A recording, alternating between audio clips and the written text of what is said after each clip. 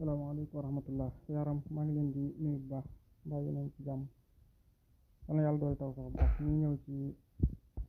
tabian sarax yi ak li ci aju xam naa ñu gaawal ko rek njëkk ci kumba si moom tabian bi am dafa nekk hawaa yi c'est-à-dire ngelaw tubaab bi nekk otaaridu nekk troisième position ñu seen tabian doon ngelaw bu ko defee kat moom tàndarma wala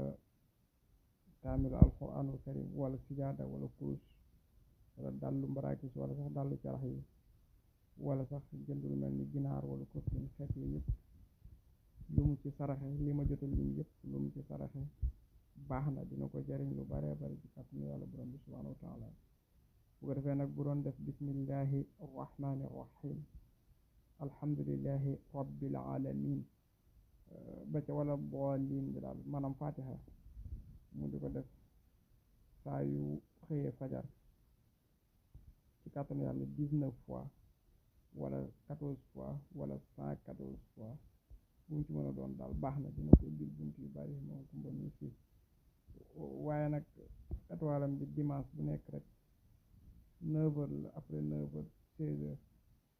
lundi bi nekk incha allah day génn 1h beneen boobu lay génn mardi 10h après 10h 17h mercredi 7h après 7h 14h jeudi bi 11h après 11h 18h vendredi bi incha allahu taala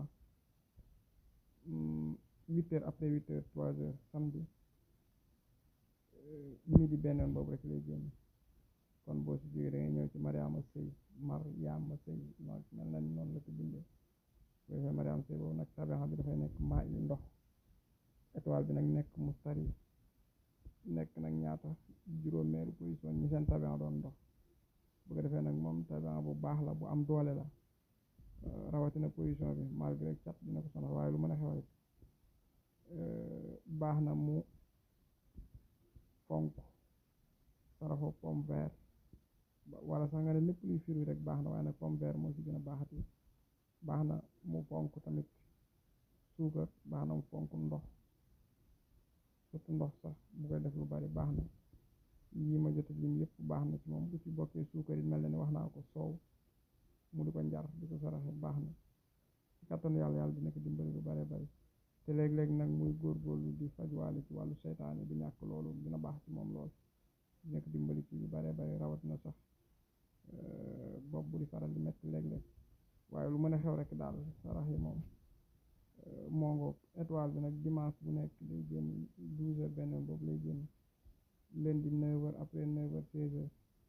mardi lay génn mardi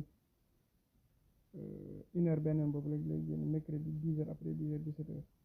jeudi 7h après 7h 14h vendredi mu ngi génn 11h après 11h 18h donc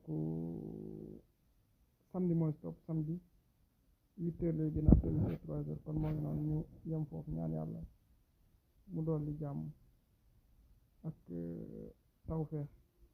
ci kàttanu yàlla borom bi subhaanahu wa taala ku ci nekk rek li ngay gëstu ci sa borom li nga koy ñaan yàlla suñu borom may la ko yaakaar naa li ma doon wax démb ci fatiha bi mel na ni leer na bu baax a baax a baax ci nit bu amee soxla war koo mën a jëfandikoo kon baax na yàlla doon jàmm ak salaam ba suba incha allahu taala su fekkee dul nem ba booba